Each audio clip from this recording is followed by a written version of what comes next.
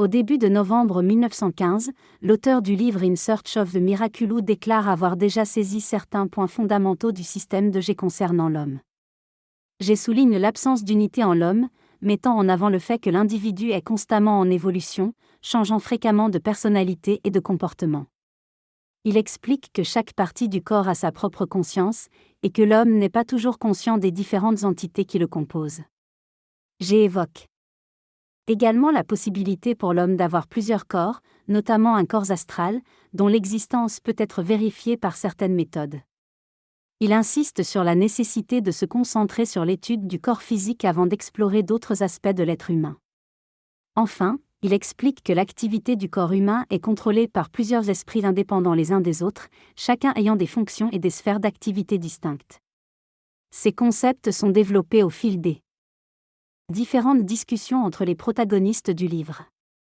Dans son récit, l'auteur relate comment G lui a transmis des idées psychologiques et cosmologiques lors de séries de conférences distinctes. G présentait ces idées de manière progressive, en retenant parfois des informations essentielles. Il a abordé des sujets tels que les centres et fonctions, en ajoutant progressivement de nouveaux éléments.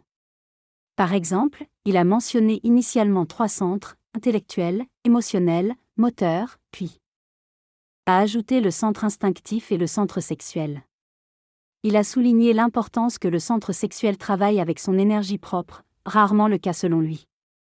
G a aussi évoqué la manière dont les autres centres privent injustement le centre sexuel de son énergie. Malheureusement, des malentendus sont survenus concernant le rôle des centres, engendrant des interprétations confuses chez certains groupes.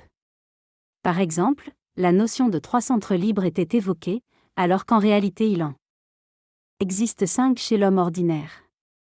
Ces confusions ont conduit à des théories fantaisistes n'ayant aucun rapport avec ce que G avait réellement exprimé. Au fil des discussions, G a également évoqué la division des centres en parties positives et négatives, mais n'a pas fourni de détails uniformes pour chaque centre. Malgré ces incompréhensions et lacunes, l'auteur prévoit de reproduire les conférences en tentant d'éviter les redites, tout en reconnaissant que la compréhension précise des idées